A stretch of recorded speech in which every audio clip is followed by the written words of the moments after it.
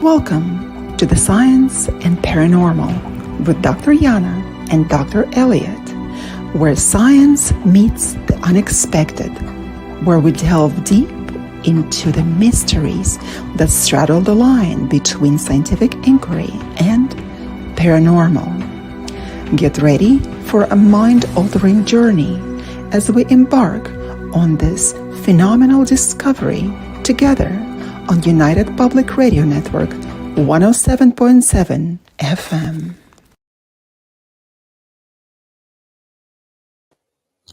Good evening. I'm flying solo tonight. Dr. Yana was having some technical difficulties, so I will be your host tonight, Dr. Elliott Van Dusen. Tonight, I'm going to talk a little bit about New Year's Eve traditions, superstitions, and predictions. But first, I have to share some exciting news. The 2024 Halifax Paranormal Symposium, being held in Halifax, Nova Scotia on Saturday, October 12th, 2024, is well underway for planning. We have 4 out of the 5 guest speakers signed contracts, so we are hoping to make that announcement soon. And today we just launched our new sponsorship tier, so we will be looking for sponsors for the 2024 Halifax Paranormal Symposium. Quite a few different companies sponsor us. We had The Outer Realm, who you may be familiar with Michelle DeRoche. And actually, that reminds me, I am actually recording live right now on the United Public Radio Network, the UFO Paranormal Radio Network, 105.3 and 107.7 FM from beautiful New Orleans, and also on Roku TV. So Michelle DeRoche was a sponsor last year with The Outer Realm. The X-Zone radio show was also a sponsor. Superstitious Times, for anyone that's listened to Brian Baker or read his work. We also had a bunch of local sponsors as well. Esther Fest, anyone familiar with the Great Amherst Mystery or the Esther Cox case from Amherst, Nova Scotia. We paired up with Esther Fest this year, got 2 free tickets to their paranormal conference, and also to a ghost hunt with Paranormal Phenomena Research Investigation, which is the organization I'm the director for. So if anyone out there listening owns a business, works for a business, has an interest in the paranormal, and you think that they would make a good sponsor, have them come visit our website at ppri.net/sponsors. If you want to be a sponsor or you just want to make an individual contribution as well, we are this year doing an individual contribution through a nonprofit fundraising webpage called chuffed.org. So you can be an individual sponsor as well if you've got, if you want to give up your $20 coffee money for the month to help us put on, a very important and educational event up here in Canada, especially. We don't have many paranormal conferences in Canada like you guys do in the United States. I'm not quite sure the reason, like BC, British Columbia is very popular for Bigfoot sightings, UFO sightings. It has lake monsters, but there's not a ton of conferences that are held there. Ontario has a huge population here in Canada. And again, there hasn't been any big paranormal conferences there.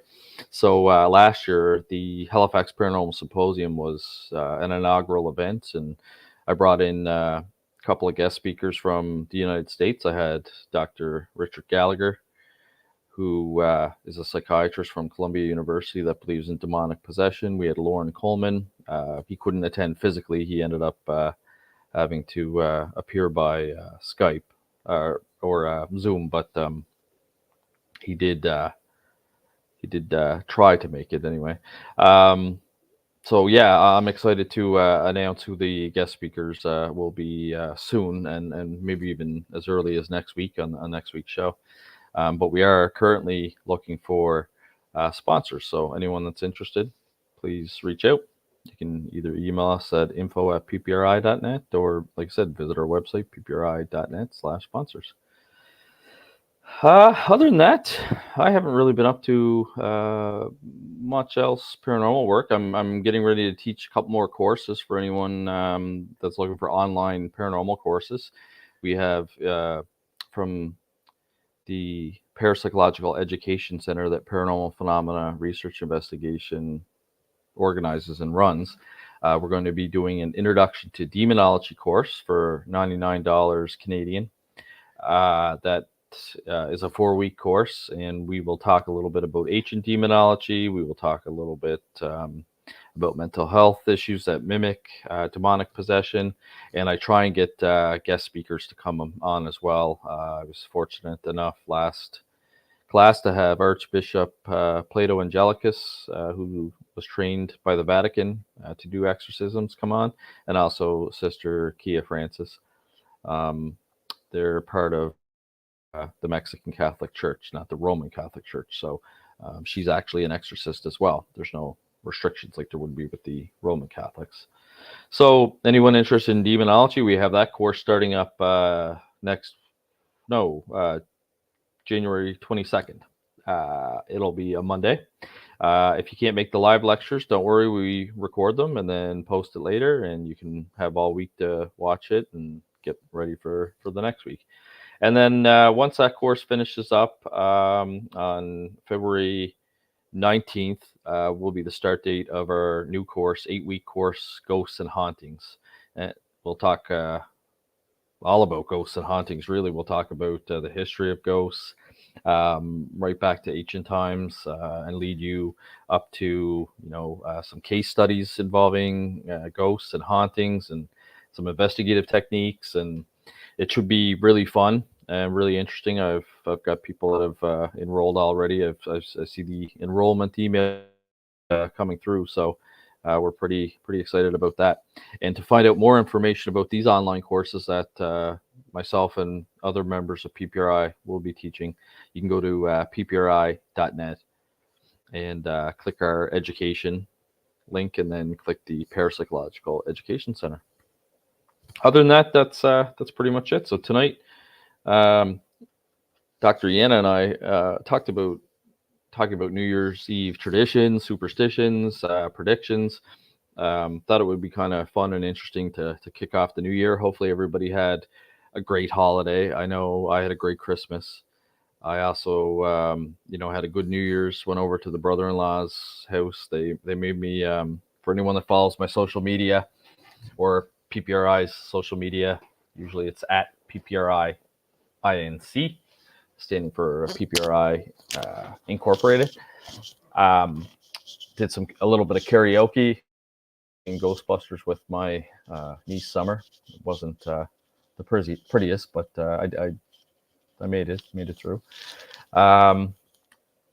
So we had a great time. So normally what I do on New Year's Eve is it's not as big as Christmas. Even when I was a police officer, I used to volunteer to work New Year's Eve, because as you got more and more senior, you had the choice to either have Christmas off with your family or New Year's Eve.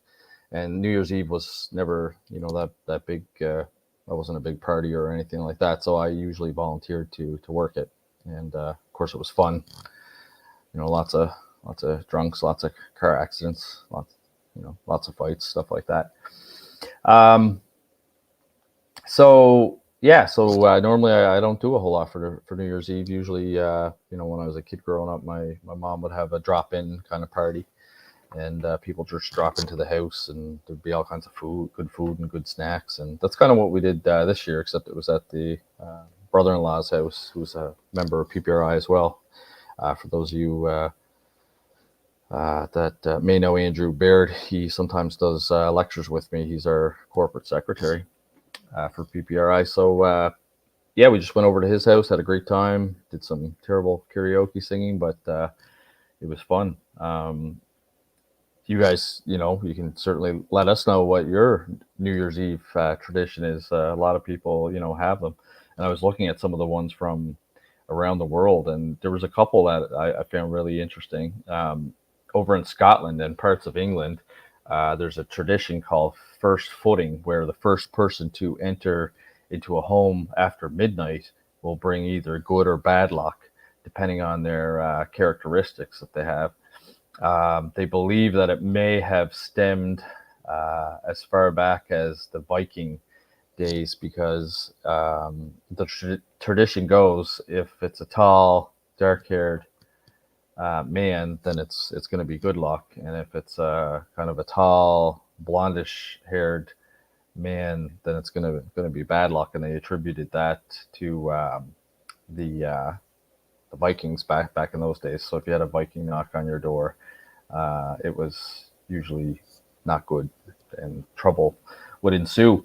So I thought that was interesting. Some smaller parts of the communities there also have a different part of the first footer tradition, where the person may have to leave through the back door and things like that. But I thought that was kind of an interesting tradition over there. In Spain and some Latin American countries, they eat 12 grapes at midnight, and the 12 grapes at the stroke of midnight is believed to bring good luck for each month in the new year, which I thought was really interesting. My daughter Meadow would have loved that one. She's absolutely hooked on grapes right now. An interesting one that I hadn't heard of, I've heard of colors being associated to good luck, but there are some cultures that wear specific color underwear on New Year's Eve, and it's thought to kind of influence your fortune for the new year. Red symbolizes love, yellow symbolizes wealth, green symbolizes good health. My wife was wearing black underwear, so we're trying to figure out, what did that mean about her. Unfortunately, there really wasn't much about black underwear. It said it's usually a fashion preference. It did say that in some cultures believe black represents protection from negative energy or absorption of destructive negative vibes. Interestingly enough, she had asked me for Christmas, one of her Christmas gifts she wanted was a necklace or some object to protect her when we go and do investigations. And I said, she's a bit of a critical investigator. She's not, she's a believer, but she's got a good mind and a good analytical mind.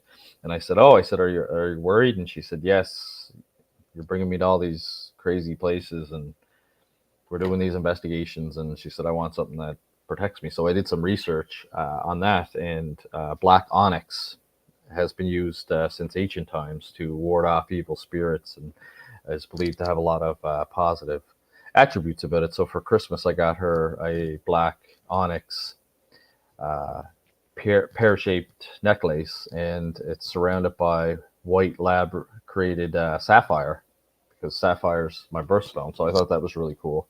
It kind of had paranormal meaning to it, but also a personal meaning to it. And so we ended up doing that. But yeah, black underwear didn't really have anything cool about it. Kind of just fashion. The other color was blue for peace. Just looking at my notes, blue for peace, which is really interesting. I hadn't heard that one. Some of the cultures that participate in wearing specific colored underwear on New Year's Eve are Latin American countries, such as Spain, Brazil, Mexico, Latin America. They all follow that tradition. A lot of them wear yellow for luck or red for love. Brazilians wear colorful underwear, and that's believed to attract specific fortunes in the new year. And again, most popular colors are yellow and red. Italy wears red, but they also believe that it symbolizes not just love, but luck and fertility as well. And Venezuela apparently like to wear yellow underwear, which favors good luck and happiness. So I thought the color of underwear on New Year's Eve was a interesting tradition. Making noise, pretty much. Well, geez, I'm here in Canada, and on New Year's Eve, there's going to be fireworks, there's going to be firecrackers, there's going to be those whistles and all that stuff. So apparently, some of the cultural history with making noise was that some cultures believe that it was done to scare away evil spirits, and kind of keep bad luck away during the the new year. And Canada, actually, I was surprised, Canada and the United States falls into that as well. It said that fireworks, loud parties, ringing bells are all common, in Canada, United States, and Europe. The noise is believed to ward off evil spirits and bad luck, and brings a fresh start to the new year. China and East Asian countries as well do firecrackers and fireworks during their traditional Chinese New Year celebrations. And that kind of comes from a legend that they have of a monster named Nyan. And loud noises are believed to scare away evil spirits. The Philippines also do a lot of firecrackers and horns. They bang pots and pans. And they believe that helps dispel misfortune and also ward off evil spirits. Same with the Latin American countries, countries like Mexico, Brazil, fireworks, music, parties, and some cultures there believe that it scares away bad spirits. It keeps bad luck away. Now, South Africa had an interesting New Year's Eve tradition. In Johannesburg and some other cities, they have a tradition of throwing old furniture out the window, which creates a bunch of racket and is done to kind of scare away evil spirits.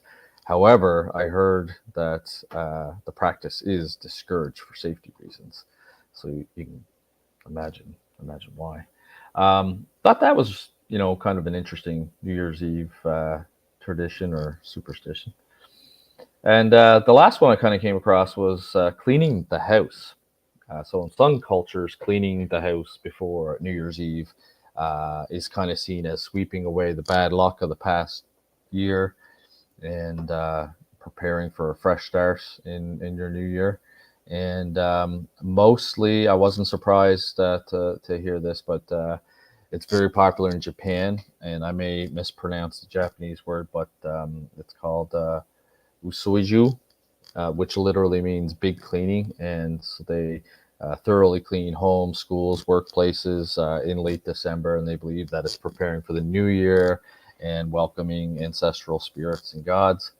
The Chinese and Chinese influenced cultures as well have a New Year's tradition of cleaning the house to sweep away any ill fortune and make way for positive intentions coming in for the new year. Iran actually does the same thing as well. I was really surprised about Iran with this, but they also do a lot of cleaning and believe in the same thing about getting that fresh start, warding off any negative energy that they might have come into contact with. Scotland, again, they, on top of the first voting, they also do the same thing about cleaning and preparing for the new year. And I was really surprised in Western cultures. Of course, like, we don't have that tradition. We have spring cleaning, which is usually done in January or February, and that can kind of be like a symbolic kind of clearing of our house, but usually it's for physical clutter and junk. But I guess symbolically it could be kind of the same as some of the other cultures, which I thought was really interesting. I remember growing up with some of these predictions as well. So every once in a while, you'd get this like newspaper article, or you'd hear something on the news about a prediction that was coming for the next year, and usually it was negative. But one of the first ones I remember was the big Y2K bug scare of December 31st, 1999. And when the clock was supposed to roll over to January 1st, 2000, everybody thought that all the computers in the world were going to crash. And this was due to a programming shortcut, and that the software didn't recognize that, it was going to be the year 2000. Everything was going to crash. And there was a lot of hype around this. They were selling programs to update your computer with, and kind of like, really, it was like software scam, really, because it didn't really help, and nothing really, negative happened. There was no, major failures, no power plants crashed, no nuclear power plants melted down. The software industry, was on top of it, doing updates to systems and, extensive checks and things like that, but nothing really happened. In fact, I remember going on the internet the next day to see what happened. I still had internet, so I was happy. And I believe there was a couple of ATM machines over in Europe that had crashed because the software on them was just so old. That was the worst that I could find. This one I don't remember because I was nowhere near to be born, but apparently in 1910, Halley's Comet had passed us, and Earth was passing through the tail of Halley's Comet, and it was predicted that this would bring very catastrophic consequences to Earth, that we would be poisoned by toxic gases that were in in this comet's tail, and of course that never happened. Now, the second one that I do remember was, remember everyone thought that, and even on TikTok now, you're still seeing videos talking about that the world ended in 2012. But there was the 2012 Mayan calendar prediction that obviously never came through. But it was that the world would end in 2012 because the Mayan calendar had stopped at 2012. And that gained significant worldwide attention, but ultimately was unfounded. Or, as some people on TikTok will have you believe, I guess we're just living in a simulation since the world ended in 2012. Whatever you believe. So those were some interesting ones, and then I was looking up to see what else was predicted for this year. So some media outlets are reporting that flying cars will be hitting the market in 2024. I know that there actually are companies working on flying cars. I saw a news article not too long ago talking about the flying car, how fast it can go, that you can also drive it as well, up to 55 kilometers, and then anything after that, you would start to initiate the flight mode, and it would fly. There are governments are working on laws and licensing issues with flying cars, so being worked on and coming. Whether they'll come in 2024 or not, I don't know, but that is one of the predictions for 2024. There's also been talk about big changes with governments for 2024. Apparently, there's a massive amount of people that can vote next year. Something like 4.5 billion people, so almost half of Earth. So might be some big government changes happening there. There's always economic predictions made as well. There was a talk about there being a crash in 2000 because of the Y2K kind of scare, and then also in 2020 as well, talking about there being a crash. And even though there was COVID, which hit us in 2020, and the market definitely fluctuated, there wasn't a crash per se, like during the Great Depression times. Natural disasters are another common prediction for New Year's Eve predictions. Certainly things like earthquakes, volcanic eruptions, climate issues like flooding and droughts. And there was a bunch of newspapers kind of talking about some drought and flooded areas increasing for 2024. So I guess we'll figure that out. They predict El Nino is expected to continue through spring. Percent likelihood, potentially leading to below average snowfall in North America and global food assistance needs.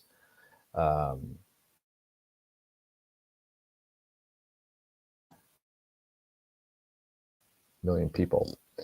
So they kind of make different, different predictions in different areas. Astronomy was interesting because NASA does plan to send a manned mission not to the moon, but around the moon in November. So that was on the common prediction for 2024 was space exploration.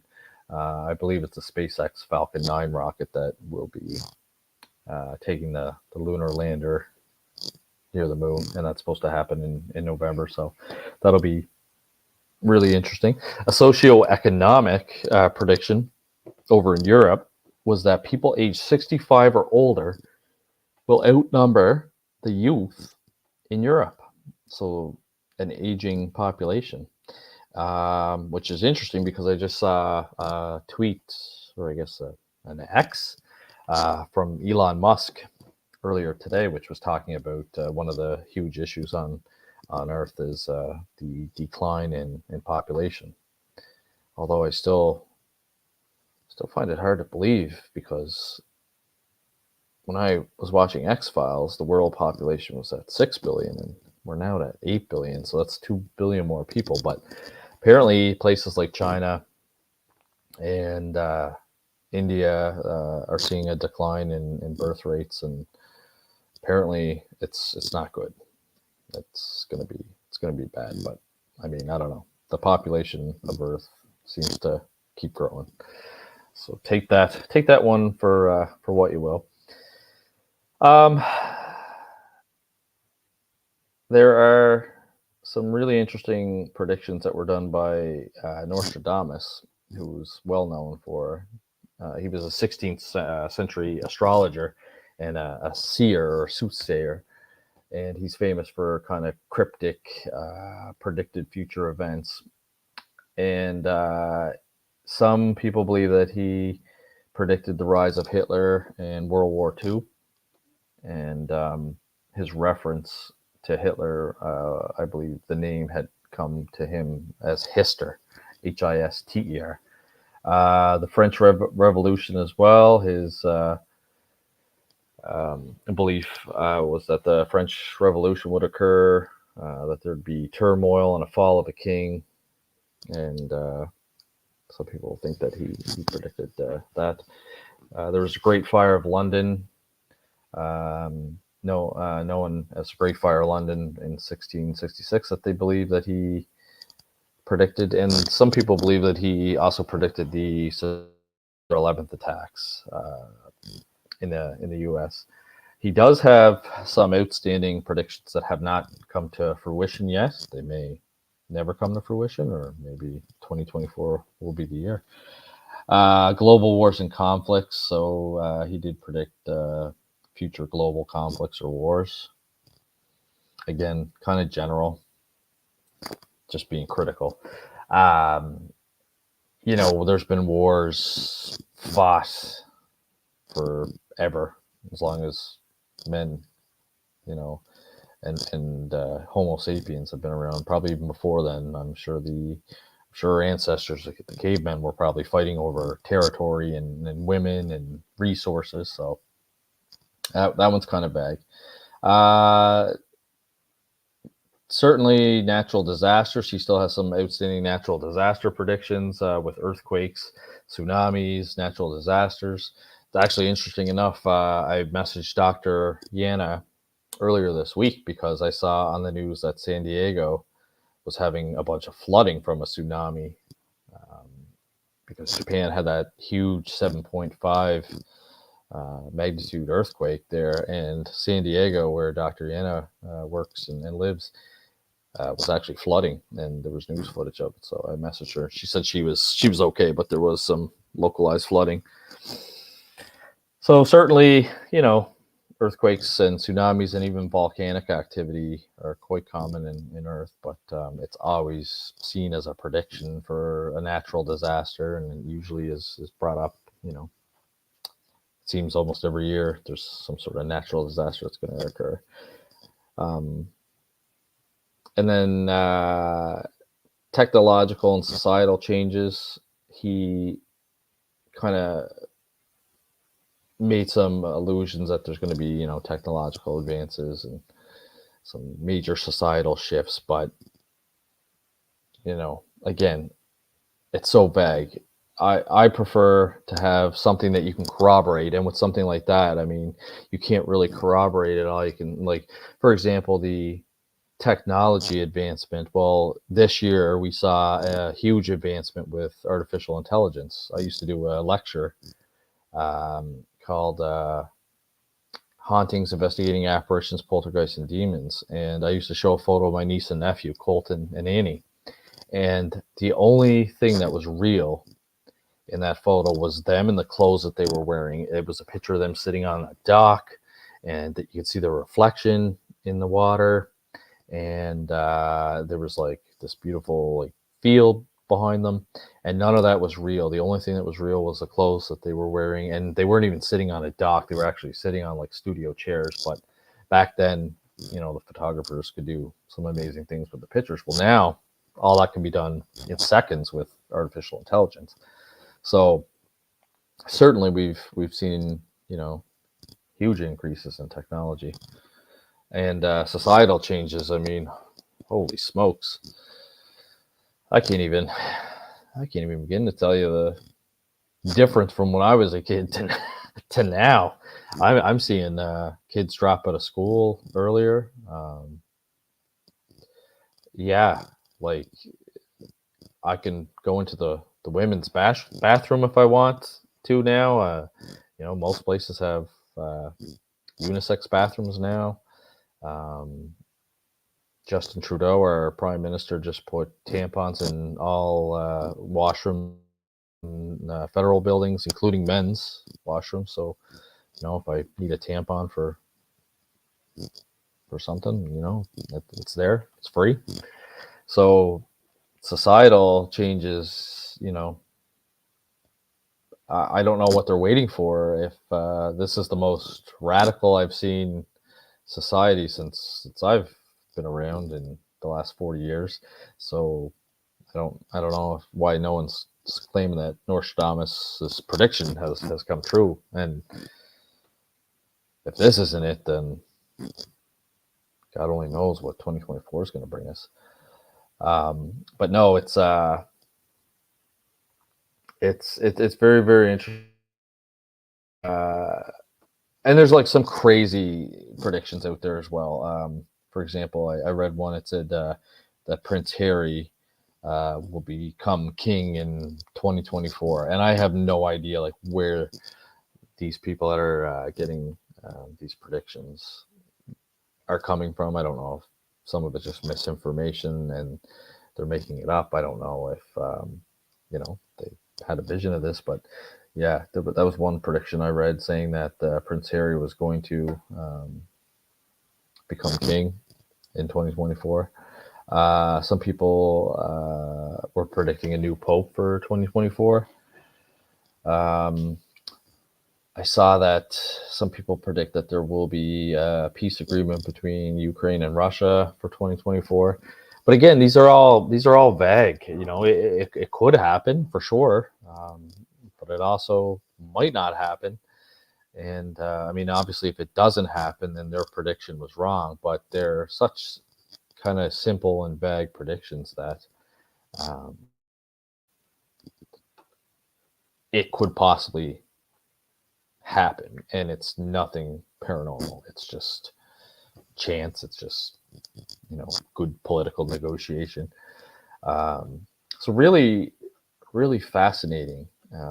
I'd love to hear if you guys have any New Year's Eve traditions. So if you're watching on YouTube or anything like that, and you have access to our chat, let me know if you guys have any traditions or predictions or anything like that. Another common New Year's Eve tradition is to come up with a resolution, and I have done New Year's resolutions before in the past. Um, a big one is lose weight, of course, and I'm not talking about like paying, uh, $150 gym membership and not going, and you see all the memes about that, gym owners getting rich in January and then by February, and don't don't get me wrong, when I did actually used to go to a gym, they would get busy in January. Like all of a sudden, it would be completely packed, and you'd have to wait to use the weights, the machines, and then of course by February 1st, it was back to normal. Most people dropped off and realized it's a lot of work. But I have done New Year's Eve resolutions for weight loss and have actually stuck to it. I think I've gone from fat to fit now. I want to say 5 times, and I tell myself every time that I'm not going to get fat again, and then I continue to just eat stuff that's not good for me. Um, but I didn't have a resolution this year. If I had any resolution for this year, I think it was just that the world is so negative, the news is so negative, politics is so negative. There's a lot of negative things happening in my country, Canada, as I'm sure there is in other countries. Our current government is brutal, and some of the changes that they're making for people. Never seen so many homeless people like in my area, and there's baseball fields with people living in tents in them and stuff now. And the city, there was an article just in the paper the other day that the city of Halifax is putting down generators by these encampments so that people can like tap into it and use some electricity. And it's crazy. I've never seen it as bad, and I've had some people try and argue with me saying that, oh yeah, it's nothing different, it's just getting publicized and stuff. Well, no, I've never seen like a baseball field in my home community that's been a baseball field for ever now be used to house tents and homeless people. And I know that I'm a veteran myself. I'm a Royal Canadian Mounted Police veteran, which falls Veterans Canada. And I saw a video of our I think it was our shadow minister of Vets Affairs asking a nonprofit organization if it was true that there's currently, Canadian military personnel sleeping in their car because they can't afford rent, and then putting their uniform on and going to work. And she said, yes, that it's true. So certainly a lot of negative stuff. So I kind of just had the idea to, you know what, try not to let any of that stuff that I can't control affect me this year, and just try and focus on some personal goals. So I never really set like a resolution, but my wife and I have some personal goals. We want to take a nice vacation, either in the spring or maybe the fall, depending on when she can get time off work. I want to have a successful 2024 Halifax Paranormal Symposium. It's our second one. So it means, a lot to me to work hard all year to get that ready and put on a good, entertaining, but educational show for whoever can attend. Uh, we said we want to pay off some debt. We have a couple of heat pumps that we're still paying for, and a couch that we bought with the don't pay any interest for a year. So we got to get it paid off by September so we don't get dinged with the interest. So, just some simple goals. And my goal is to just kind of enjoy 2024 as best as possible. And, I had a good Christmas with family, and enjoyed my New Year's Eve, and just kind of went into the new year seeing what happens this year. I didn't set any crazy resolutions, but I love listening to other people's resolutions, and I love seeing if they've come true, and like I said, I have had them before and stuck with them and had success. In fact, for the last 5 months, my wife and I have been doing the keto diet, and I've got a lot of injuries from policing. So my knees have osteoarthritis in them, and I had a partially torn MCL in one. I've got bad back. I've got lumbar disc disease, cervical disc disease, all from police having the heavy vest on and the heavy duty belt on and sitting in the car, not ergonomically correct. You're kind of sideways typing and getting in fights and injured and things like that. So working out is difficult for me now. So luckily the keto diet has worked very well for me, and also on Ozempic as well. So I can't say it's all keto, but a mix between keto and Ozempic, and I'm down 48 pounds, feeling a lot better. I think I'm sitting at 204. I want to hit 190. So that's kind of I guess another New Year's goal for me is, drop that last 12 pounds, but I'm definitely a lot healthier and feeling a lot better. So it's good.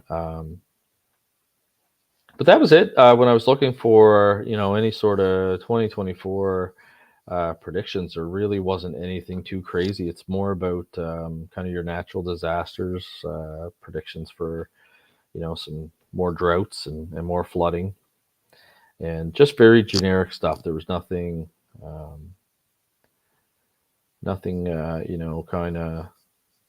of crazy. So, hi, Doctor. See you on the chat there. Did you have any New Year's resolutions, or did you do you have any sort of New Year's traditions? Um, yeah, it's really interesting. You used to get mediums, like popular mediums, post their thoughts and beliefs, as well. But it's been, like I said, pretty kind of tame. I didn't see anything too crazy. It was just talking about technology. Some people look at the Nostradamus writings as well, and say that World War III we're still waiting for. They believe he predicted World War III, talking about either a major cyber attack happening or South China Sea. Obviously, Nostradamus wouldn't have known about cyber attacks back then, but that's what people do. They take the writing and they kind of put some interpretation into it.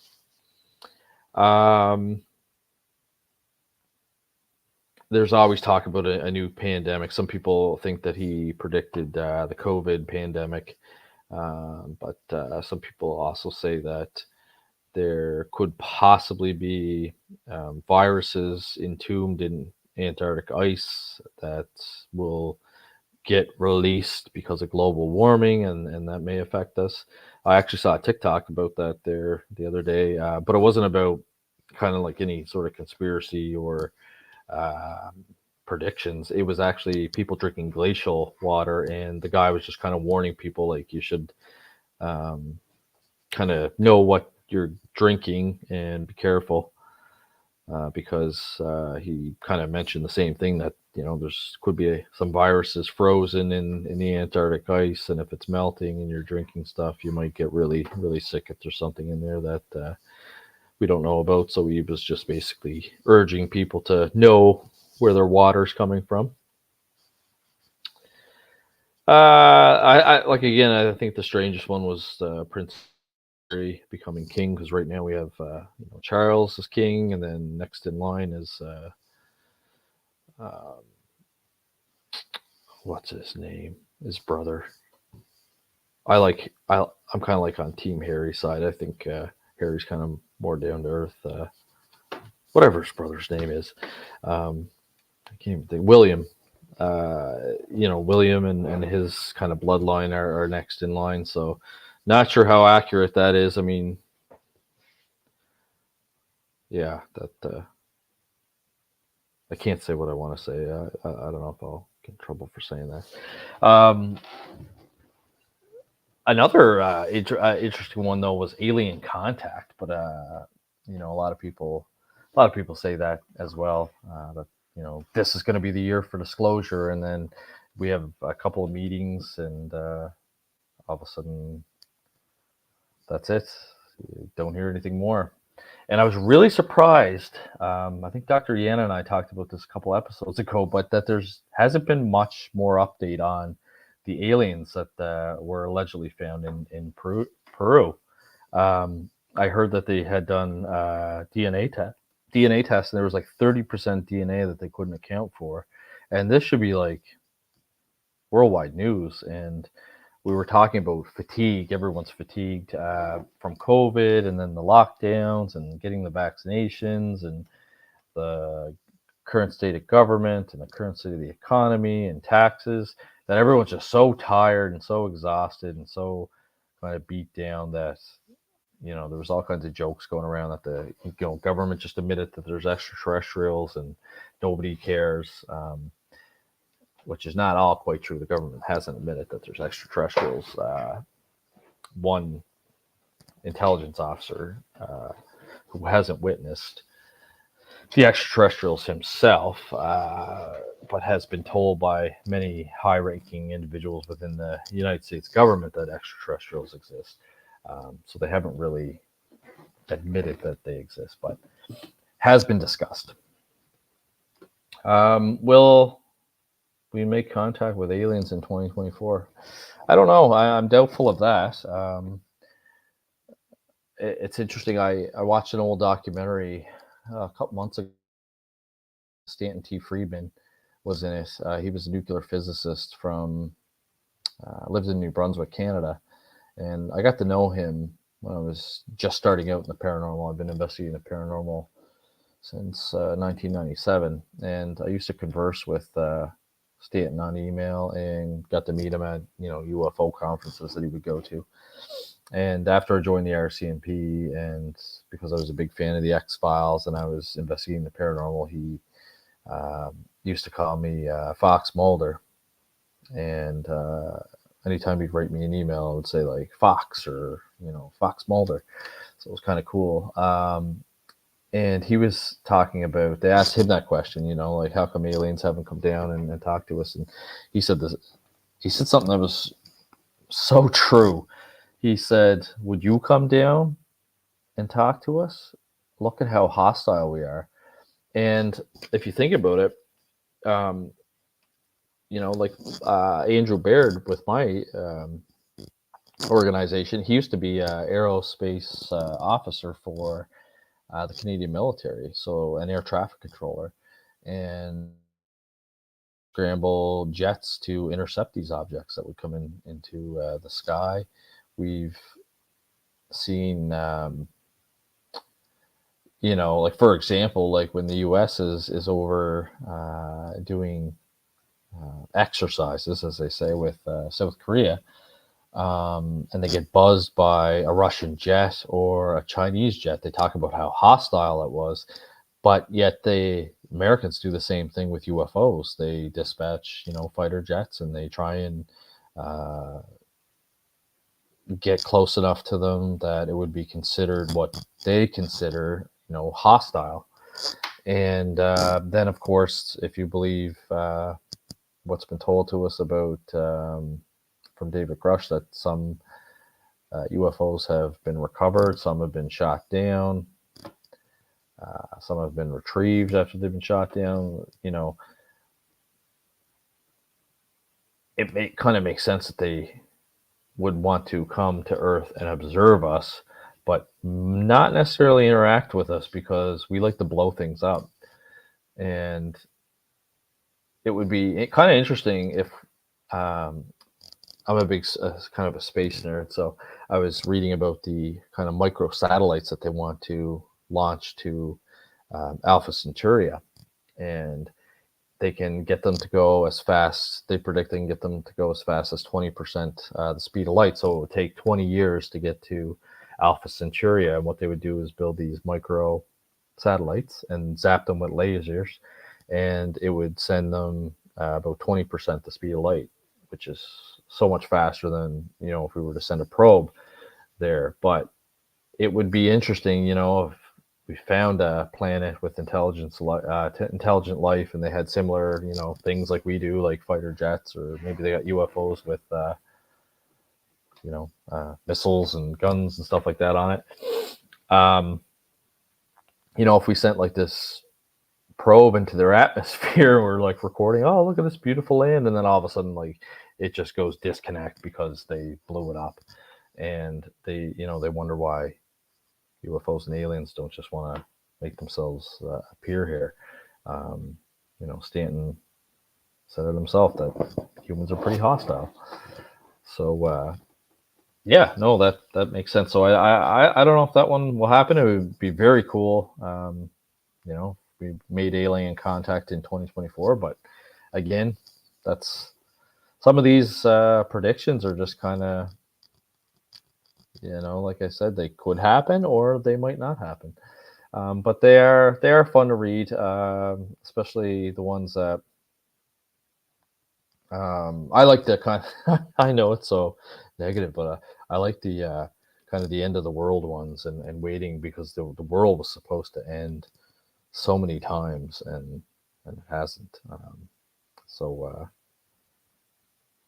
that's interesting. Actually, speaking of end of the world, I know some predictions before that I've read was about that this is going to be the year of the second coming of Christ, because the dragon's only supposed to be locked up for 2,000 years, and we're now in the year 2024. It's got to be this year, and all that stuff. But again, that has not obviously come to fruition either. So all kinds of different and strange predictions. But I'm just trying to think of any other kind of traditions that people have for New Year's Eve. Like one year I did something a little crazy. I was thinking about taking my wife to New York City for New Year's Eve, because that's the New Year's Eve city, live from Times Square. But the cost to stay downtown Manhattan at the time was crazy. The flights were crazy. So instead, it was last year, we went to Boston instead. And I took her to a Boston Bruins game, which is both our favorite hockey teams. She had never seen the Boston Bruins play at TD Garden, so we went there and had a blast. And then for New Year's Eve, we just kind of went out for dinner, and then hung around Boston and the hotels. So that was kind of cool. But I know, other people get together and play board games with friends and family. Other people like to go partying. There are adult New Year's Eve parties. Tons of house parties around here in Nova Scotia. Or kitchen parties, as they call them. Those are, some pretty big ones. A lot of people get Chinese food here, or pizza. It seems to be popular as well for Chinese. I have done that with my family before, and it was really good. But I got turned off one year, because one year we did actually order Chinese food from our favorite restaurant, and it was normally awesome food. And they only take so many orders on New Year's Eve, and they close at 8:00. And you had to put your pre-order in, and you had a certain time that it would be ready, and you had to go pick it up. And I remember that year I went, it was like 4:00. I went, it was not ready. And they told me it was going to be like another 2 hours. So I went back home and called them before I left. They said it was going to be ready in like another half hour. So I said, okay, good thing I called. So then I went back down, got it, brought it home. We had two of our friends over, so it was me, my wife, and two friends. We're absolutely starving. We've been waiting for this Chinese food for hours. It was 2.5 hours late, probably more like 3 by the time I got home, or 3 or 4 hours maybe, with all the driving back and forth. Bragging about how good this Chinese food was. Crack it open, and it was terrible. It was almost. You think that you would think two things, like where they're mass producing it, it would be so fresh. But it was actually like it's almost like the rice didn't taste like they had enough soy sauce in it like they normally do, and it was just awful. Um, so I've been terrified. That was a couple years ago now. That was probably 3 or 4 years ago now. So I'm absolutely terrified to order Chinese food on New Year's Eve. I think if you're gonna do it either after or before. Another common thing around here, anyway, in Nova Scotia for New Year's Eve tradition is to have lobster. Order lobster and have some friends over and do a big lobster boil. And just wanted to let you know that we're broadcasting live on the United Public Radio Network, UFO Paranormal Radio Network, 105.3, 107.7 FM in New Orleans, and also on Roku TV.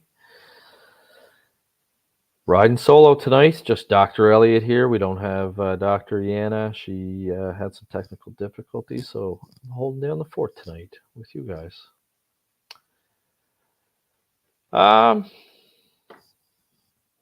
Yeah, that's really all I could come up with for kind of predictions and stuff like that this year. There wasn't anything crazy, um,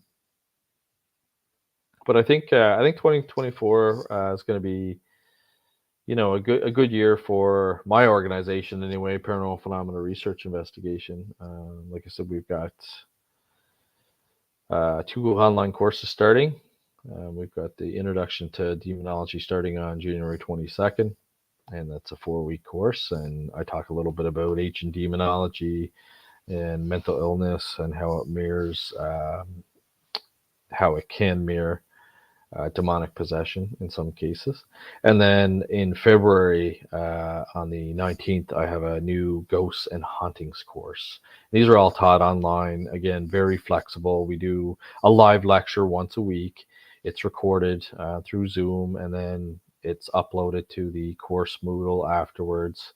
And I can't remember if I said the price of the ghost and haunting course. It's 150 Canadian, and the Introduction to Demonology course is $99 Canadian. And all that tuition money goes into the nonprofit organization Paranormal Phenomena Research Investigation. And we use that to purchase new equipment, whether it's office equipment or ghost hunting equipment, although there's no such equipment that can detect ghosts, for those of you that follow my work. But tools to help you while you're investigating.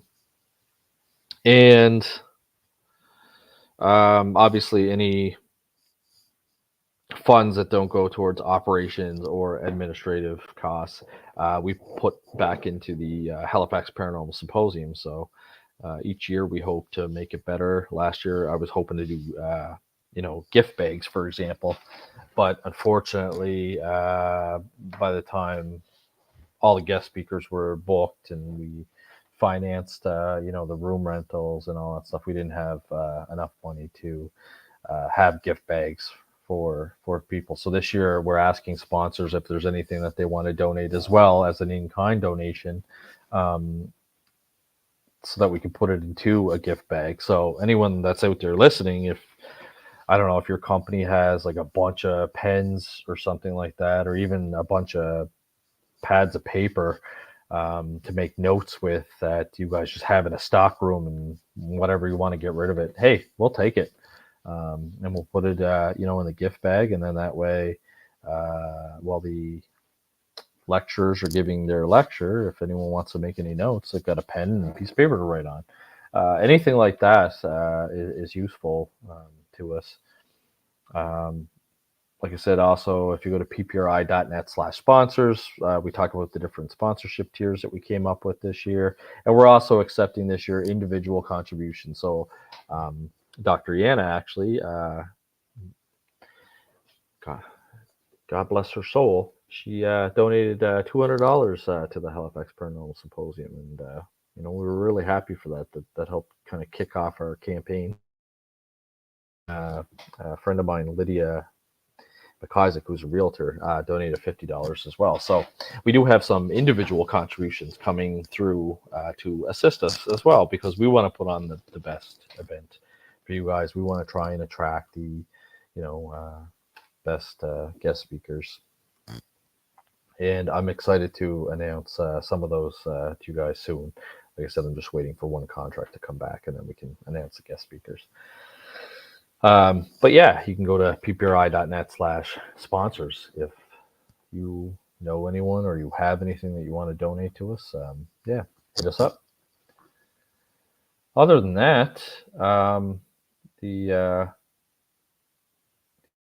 other big thing that we do kind of have in the works is on the military base in Halifax on Stadacona. There is what used to be an old hospital, but it is now kind of a museum, and it's supposed to be very, very haunted. I guess a lot of people died from tuberculosis and things like that way back in the day when the base was first in operation. They used to have servants for the admirals, I guess, because it's a naval base. And apparently one of them fell down the stairs and broke their neck, and it's supposed to be haunted. So one of my members, Pierre Filotro, is a retired member of the Royal Canadian Navy. So we have myself, retired Royal Canadian Police Officer. We have Andrew Baird, who was retired Royal Canadian Air Force. And we also have Pierre Filotro, who's a retired Royal Canadian Navy officer. So it's kind of cool. We kind of have a very diverse paranormal investigative team. But he might be able to get us access to that location this year. So it's a very, very big museum, a couple levels. Probably going to take our whole team to do it. So I'm going to try and see if I can set something up. I think, from what I'm told, I think this could be a promising location. Our last investigation that we did was a private residence up in Halifax, and we didn't get anything there. But the one before that was really interesting. We did a private residence in East Hants, Nova Scotia, and what was happening is these items were materializing on the homeowners out of nowhere, and they were just be regular like household items. There was like a hairbrush, a stick of deodorant. The strange thing about this was, though, is that they were appearing kind of symmetrical. They were not like knocked over. They were like neatly stood up. There were CDs in cases that would appear, and they were like very organized.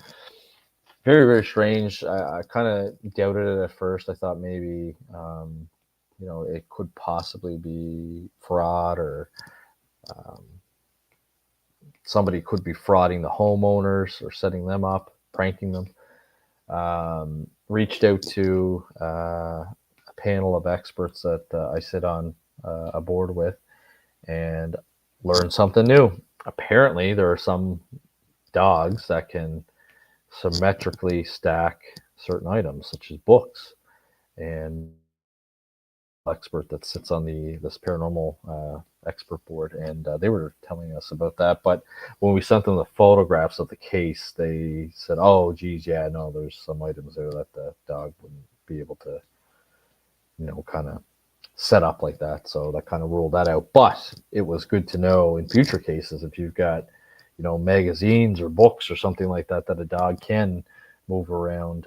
It's good to kind of keep that in the mind, that your dog might be the suspect. It might not necessarily be a ghost. So I thought that was really cool. Learned something new on that. We went to the house, didn't witness anything paranormal ourselves, but we brought along our medium, Jody. And it was our first investigation with her. Didn't give her any details at all. We said, just show up at this house at this time and this location. That was it.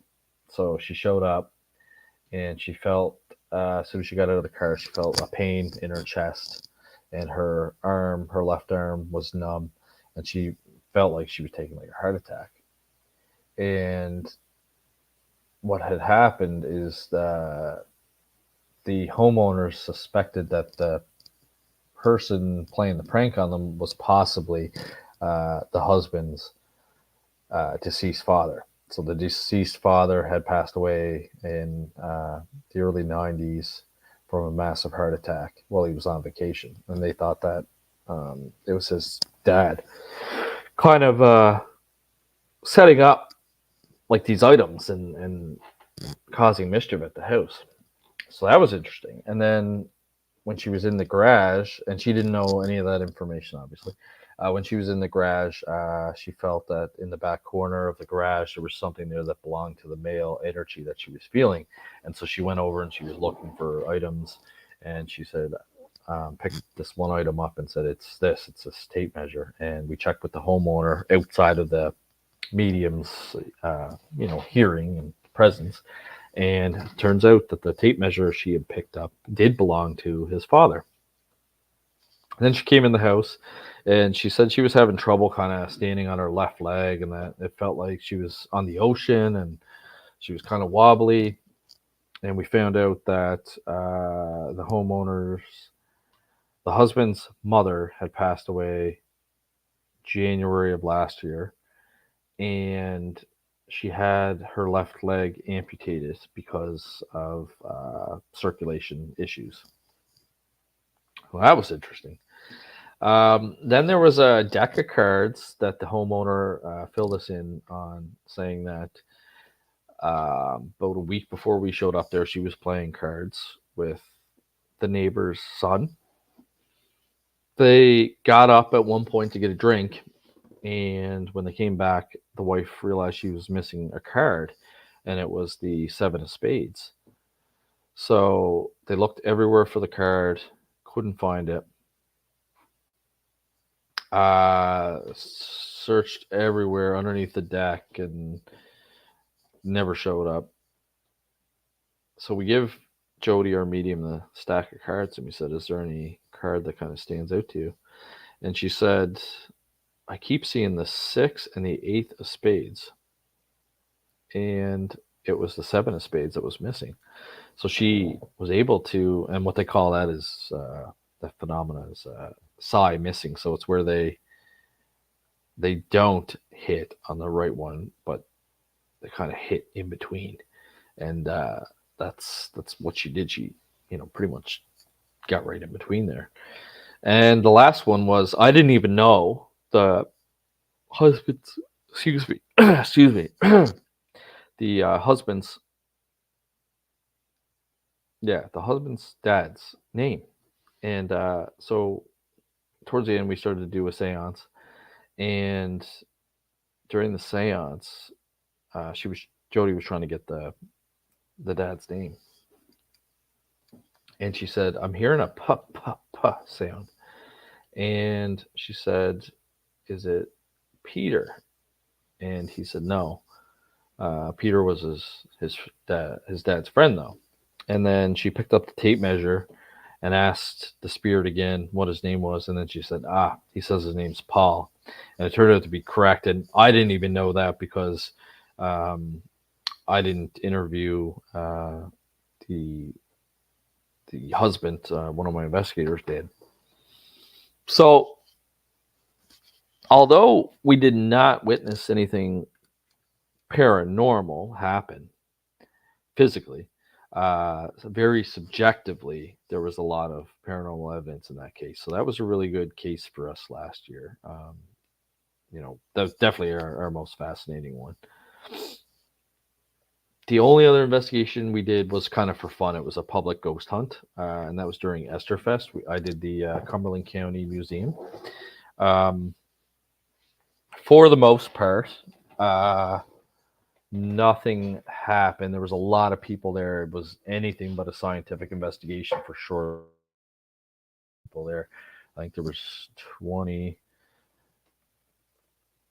people plus myself and another investigator and one staff member. So just way too many people for a scientific investigation. But there was a crazy blip on the EMF reader. It had gone up to around 160, I believe, where there was no live wires or any sort of reason why that should happen. Again, it was just like a one-time anomaly, so could have been user error, not sure. Some people reported cold spots. There really was a cold spot downstairs because I was interested. The heat pump upstairs was producing heat, but the heat pump downstairs was producing cold. So there was one room, it was a miner's display room, which was absolutely freezing, but it's because the air conditioning was on for the heat pump. And then the only thing that was interesting that I witnessed was we were upstairs, and there was one room where a few of the attendees said that they really did not like. They felt it was like a negative room or a negative feeling. And we were in there, and I was just about to play a prank on them. I was going to turn the lights out really quick and then turn them back on. And I no sooner did that, and all of a sudden the metal shelf that was in there kind of like shook really, really violently, just like really quick once. It was just like almost like somebody had tugged it. But there was multiple witnesses there that said nobody had touched it, and we heard something hit the floor, and it sounded like it was metal. So, I'm like, okay, that's interesting, and looking around and trying to examine everything, see what happened. I noticed that there was like almost some fresh drywall ripped from the wall. So I said, it looks like this shelf might have been bolted to the wall. So I think we're looking for like a bolt or a screw or something. So I got down on my hands and knees. I'm like looking around, and sure enough, we did find the screw. And the staff was supposed to check the video surveillance and get back to us, but haven't heard anything back yet on that. But that was kind of the only interesting thing that happened there. It was one of those locations where you couldn't say it was haunted, couldn't say it wasn't haunted, but was interesting enough that I would go back for sure. And they did offer us to come back if we want to do it. So you never know, we may actually take them up on that. Other than that, we don't have any investigations scheduled this year. Like I said, we might be doing the Naval Museum, which sounds promising. Other than that, I'm working on my fourth book. For those that don't follow my work, I should say, my first book was about an investigation I did in Exeter, Rhode Island, and it was called Evil in Exeter. It was a private residence where something really nasty was haunting this family. I saw doors open and close on their own, lock and unlock on their own. Had strange things happen, like electronics be manipulated. Saw aversion to religious objects from one of the children. Scratching and strange noises coming from the room, but the adults, we couldn't see or hear anything or find anything. Fairly new house at the time. I think it was maybe 9 years old. Subdivision didn't really have any crazy history. So anyway, it was quite the investigation. It's funny. Sometimes I fight the science mindset, and I want to say that it was just like a really nasty entity, because in parapsychology, what we believe is that when you die, your human consciousness and your personality somehow survive. And Dr. Sam Perina, who specializes in near-death experiences, I watched an interview with him, and he said that scientifically, as a medical doctor, he can say that human consciousness exists for at least 2 hours after death. He is not sure what happens after that. It would all be speculation on his part. But he said, scientifically, as a medical doctor, I can stand up and say that human consciousness does exist after death for at least 2 hours. So the scientific part of me wants to say that, the entity that I was investigating down there in Exeter was just like a really nasty spirit. Because if you were, a kind person in real life, or in the physical world, I should say, and you die, you're probably going to be that same kind of person. Like, you're not going to change drastically.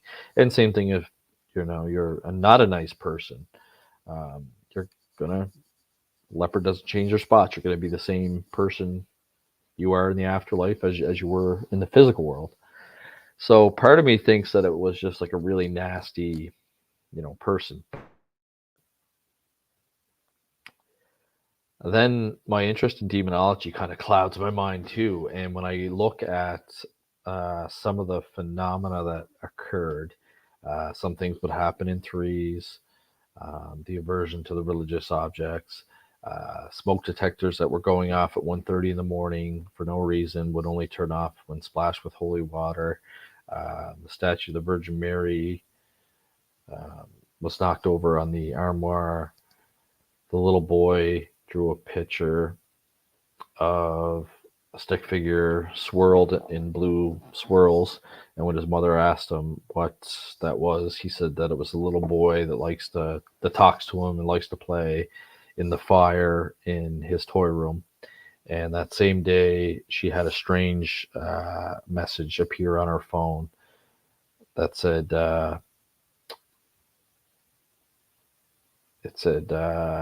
"Hey." I don't want to say it because my phone, but ASIRI, Malik, dirty girl. And then the response, you could be anything. And so when we would test it out on the iPhones, the proper response at the time with that iOS software should have been, I just don't understand this gender thing. And Apple had no explanation for why the response on the original phone said, "In my realm, you can be anything," whereas the iOS software was programmed to say something else. And when we did some, Malik was a demon in the Quran, or jinn, as they call him, and that the homeowner had actually been to a medium before, or had a medium talk to her before. That obviously came from like an Islamic background, because he had told her that she had a bad jinn attached to her. So there was just all these different things that when you couple them together and look at the totality of the situation, as somebody that um, believes in demons, or the possibility of demons, can't rule that out either. So it's funny, that case there, I always fight over internally. But it was definitely something evil, one way or the other. And there was a quote in there from Father Bob Bailey, who used to do exorcism work. He was the family priest, and we had tried to contact him to do an exorcism on the house, but unfortunately, he wasn't doing deliverance work at the time. But he said, whether it's a damned soul or a demon, they're both creatures of hell, and treat them the same way. I thought that was really interesting, like really powerful to actually hear, a Roman Catholic priest say that to somebody, because he said it with conviction and absolute belief, and not like, oh yeah, demons might exist. It was, no, these things exist, and even if it's not a demon and it's a damn soul, treat it like a demon anyway. Thought that was really powerful, so ended up writing a book on it. Then my other two books, my mother actually wanted me to write another book, and I said, well, these types of cases don't come along every day. What am I going to write about? And I kind of thought of my two passions, working in law enforcement and parapsychology. So what I started to do was reach out to some coworkers of mine that I worked with, and asked if they had any paranormal experiences. And I started with some correctional officer friends of mine, and sheriffs and security guards. And next thing I know, I had collected over 50 stories from law enforcement with their true paranormal accounts. So I called it Supernatural Encounters, True Paranormal Accounts from Law Enforcement.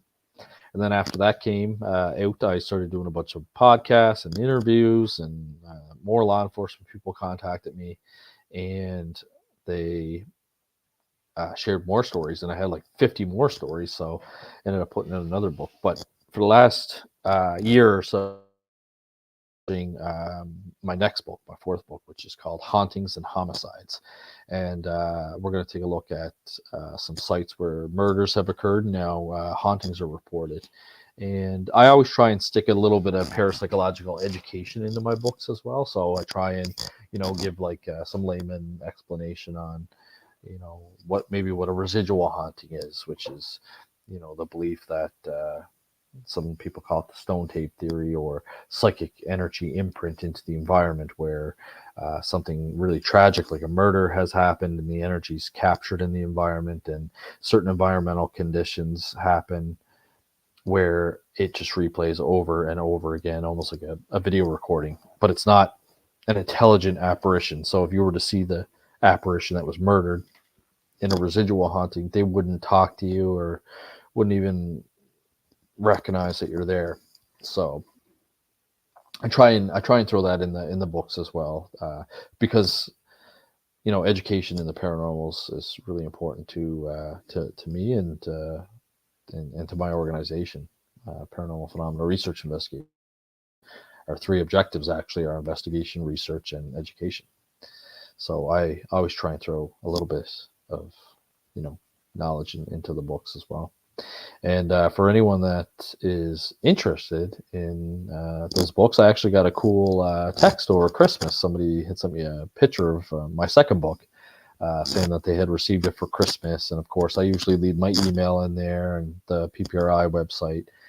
So they tracked me down on Facebook and sent me a nice message saying that they had got my book for Christmas. So that was kind of cool. But the easiest, fastest, cheapest way to get it is off Amazon. It is on the Barnes & Noble website if you're in the United States, and it's also on Chapters, Coles, Indigo websites up here in Canada.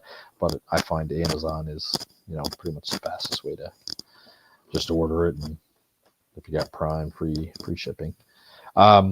We did kind of open up our own store on PPRI as well to help generate some more funds for our nonprofit organization. So if you want a personalized signed copy of any of those books, certainly go to the website, ppri.net, send me an email, and I can get that shipped off to you, personally signed to you or somebody else if you want, as a gift. We try and do, like I said, all kinds of different fundraising activities throughout the year, because we are a nonprofit organization that does our investigations for free, puts on I do some free educational lectures at public libraries and things like that, and now with the launch of our Parapsychological Education Center online, like I said, all the tuition that students pay goes towards our nonprofit organization for funding our operations and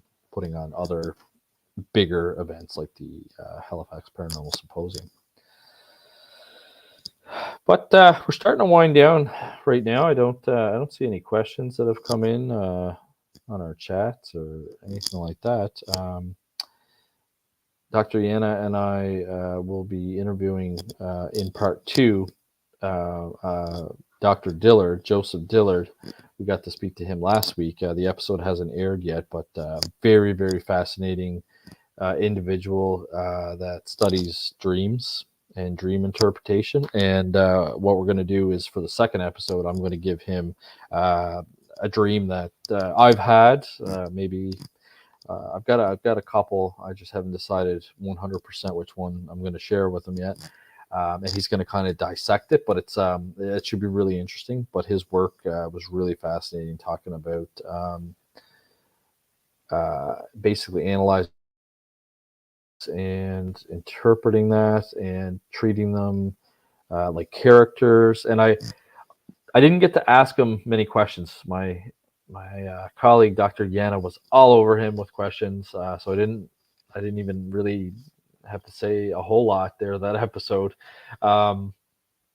next week I'll probably ask him. But I believe he was talking about lucid dreaming, because he was talking about trying to interact with the character in your dream, ask some questions and see what responses they give. And then of course it's important when you wake up to write this down. Try and keep a journal next to your bed, because we seem to quickly forget our dreams.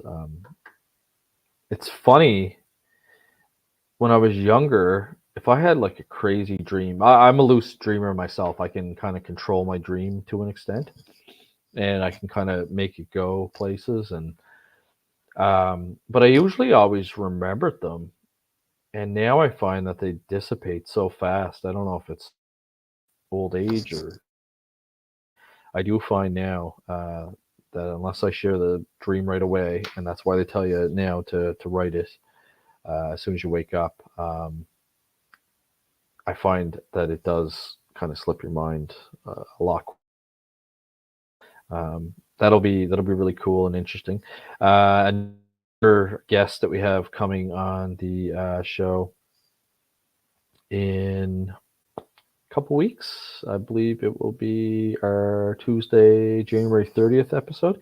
It's going to be my friend Chris Stiles. He's going to come on and talk about UFOs. He's going to talk about his book that came out last year now, because it's 2024, called Clear Sweep 5, which talks about a little bit. He'll probably cover the Shag Harbor UFO crash, but what Clear Sweep 5 is he actually kind of was a bulldog and kind of came onto that second story that spun off of Shag Harbor, which we always hear that the UFO disappeared underwater, Yarmouth, and went up to Shelburne, and a second UFO came down and kind of helped correct the damage that was done to it, and then they flew off. And what Chris was able to determine is that the Shelburne UFO incident and the Shag Harbor UFO incident were two different incidents. The Shag Harbor one happened in 1967. The Shelburne one happened in 1960, so 7 years before Shag Harbor. So he'll be really, really interesting to talk to. So got some fascinating episodes coming up. Gotta throw out that typical saying that if you guys are enjoying our show, please support us by liking, following, subscribing, sharing, or commenting on your favorite listening or viewing platform. And that doesn't cost you anything. I know I was talking about looking for sponsors and people donating to the Halifax Paranormal Symposium. This doesn't cost you anything except for a few seconds of your time, just to give us a like, a follow, subscribe, share, comment. And that just kind of gives us an idea of our engagement. We're open to discussing some topics that you guys have as well or want to know about, because the show is Science and the Paranormal. So we do talk about science, we do talk about the paranormal. So if there is something that you would like to talk to, let us know, and we'll set it up. Other than that, I don't think that's it, guys. I think that's all my announcements. We do have an email, so if you do have any questions for Dr. Yana or I, you can send it to scienceandtheparanormal@ppri.net. And we also have a website, so you can visit that at www.scienceandparanormalpodcast.com. And again, if you go to ppri.net, that's my nonprofit paranormal organization. There's a contact us page that you can send an email to, and it will eventually come to me. So you can certainly do that as well. And that's about it. So I hope you all had a wonderful Christmas and had fun for New Year's. And hopefully you'll tune into us next week. And we'll have another episode. Hopefully Dr. Yana's back, and I won't just be talking to you guys for an hour and a half straight. But it was fun. Enjoyed We had one comment tonight. That was it. So I don't know if it's just a quiet night out there or what. But anyway, appreciate all our listeners. You guys take care. And we'll see you again next week. Take care.